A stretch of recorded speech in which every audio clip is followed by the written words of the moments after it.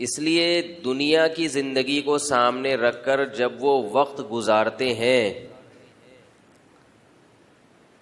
تو جن چیزوں میں وہ ٹائم پاس کرتے ہیں ان چیزوں کو سمجھ رہے ہوتے ہیں کہ ان میں ٹائم پاس کرنا وقت کا ضیاع نہیں ہے بلکہ وقت کو بچانا ہے، جبکہ ہمیں یہ لگ رہا ہوتا ہے کہ ان چیزوں میں ٹائم پاس کرنا وقت کو ضائع کرنا ہے۔ ایک مثال دیتا ہوں، انشاءاللہ اس سے بات سمجھ میں آئے گی۔ دیکھیے یہ جو طلبہ اسٹڈی کرتے ہیں یا آپ کمپنی میں کسی کمپنی میں آپ جاب کر رہے ہیں اور آپ کو ٹائم کے حساب سے پیسے ملتے ہیں، ایسا بھی ہوتا ہے نا بھئی پر گھنٹہ کام کے اتنے پیسے۔ اس دوران اگر نماز کا وقت آ جائے اور آپ نکل جائیں نماز کے لیے، آپ کا امتحان ہے، پیپر ہے 1 ہفتے کے بعد، آپ اس کی تیاری کر رہے ہیں، درمیان میں نماز کا ٹائم ہوا تو آپ چلے گئے کہاں؟ نماز کے لیے۔ تو یہ ٹائم آپ کا اسٹڈی میں نہیں لگ رہا، پڑھائی میں نہیں لگ رہا، آپ کو ایسا لگے گا کہ یہ ٹائم ضائع ہو رہا ہے، اور دیکھنے والے کو بھی ایسا لگے گا کہ یہ ٹائم، بولو بھائی، ضائع ہو رہا ہے۔ کسی کمپنی میں آپ ملازم ہیں، آپ نماز کے لیے جتنا ٹائم گزاریں گے آپ کے باس کو بھی لگے گا کہ یہ وقت کیا ہو رہا ہے؟ ضائع ہو رہا ہے۔ اور آپ میں بھی اگر دین کی فکر نہیں ہوگی تو آپ کو بھی ایسا لگے گا کہ جو ٹائم میں لگا کر اور پیسے کما سکتا تھا وہ ٹائم میرا گویا کہ ضائع ہو رہا ہے۔ ضائع نہیں بھی ہو رہا تو کم از کم کسی قیمتی کام میں استعمال نہیں ہو رہا، کیونکہ آپ کو یہ محسوس ہو رہا ہے کہ آپ کا جو ہدف تھا، ہدف آپ کا کیا ہے؟ پیسے کمانا۔ ہدف آپ کا کیا ہے؟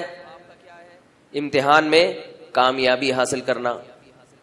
اس ہدف میں یہ نماز کے ٹائم جو ہیں یہ رکاوٹ بن رہے ہیں کہ نہیں بن رہے؟ بھائی کیا ہو گیا؟ یہ یقیناً 5 ٹائم نمازوں کا جو آپ ٹائم نکالیں گے یہ اچھا خاصا وقت بن جائے گا۔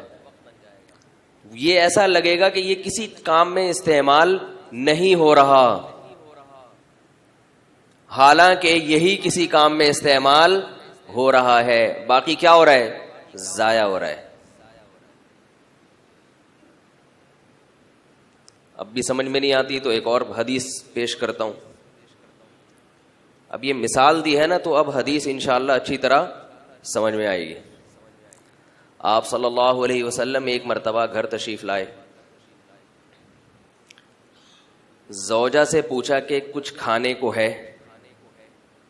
کچھ کھانے کو ہے؟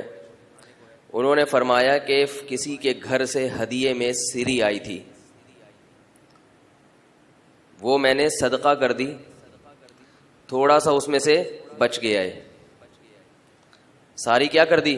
صدقہ، بچ گئی ہے تھوڑی سی، تو آپ نے فرمایا کہ جو صدقہ کر دی وہ بچ گئی اور یہ تھوڑی سی، بولتے کیوں نہیں، ختم ہو جائے گی۔ بچی کون سی ہے؟ وہ ہے، یہ بچی تھوڑی ہے، یہ تو ختم ہو جائے گی۔ ہم اگر گھر پہ آئیں، اول تو آتے ہی نہیں، شادی شدہ آدمی گھر سے شروع میں تو گھر میں رہتا ہے 2-3 ہفتے، اس کے بعد گھر سے کیا ہو جاتا ہے؟ شارٹ، سالوں کا فون آتا ہے پھر آتا ہے گھر میں، اور تھوڑا سا چکر لگائے گا پھر گھر سے باہر۔ اول تو گھر پہ نہیں آتے، پھر اگر گھر پر آئیں اور پتہ یہ چلے کہ آپ نے جو کچھ بیگم کو لا کے دیا تھا وہ بیگم نے کیا کر دیا؟ کسی غریب کو صدقہ کر دیا، کیسے تیور ہوں گے اور کیسے سیخ پا ہو جائیں گے اور کیا 2-2 فٹ اچھلنا شروع ہو جائیں گے، کیونکہ محسوس یہ ہوگا کہ بھائی یہ تو ضائع کر دیا، اپنے لیے کمایا تھا اور فقیر کو دے کے ضائع کر دیا۔ تو آپ صلی اللہ علیہ وسلم کا چونکہ ویژن تھا جنت، اللہ کی رضا.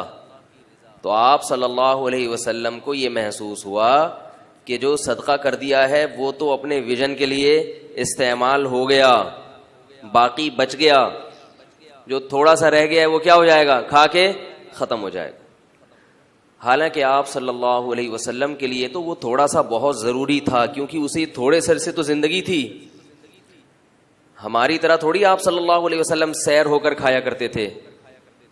آپ کی جو خوراک تھی وہ اتنی تھی کہ زندہ رہنے کے لیے جتنی خوراک ضروری ہے. لیکن اپنے گھر والوں کا ذہن بنا رہے ہیں کہ دنیا سے دل مت لگانا. بہت کم پہ آپ صلی اللہ علیہ وسلم نے گزارا کیا, بہت کم پہ, یہ بتانے کے لیے کہ یہ دنیا میرا ویژن نہیں ہے. تو اب دیکھو کہ یہ جو کاروباری لوگ ہوتے ہیں, دکان پہ بیٹھتے ہیں, کسٹمر کا رش ہوتا ہے, یہ نماز کے لیے جب جاتے ہیں نا, جو بہت دیندار ہیں وہی جاتے ہیں ایسے موقع پہ کہ جب کسٹمر کا رش ہو, قریب میں مسجد ہو جہاں آپ نے جا کے جماعت سے نماز پڑھنی ہے. ایسے موقع پہ گاہکوں کو چھوڑ کر نماز کے لیے نکلنا یہ صرف ان لوگوں کا کام ہے جو بہت زیادہ دیندار ہوتے ہیں.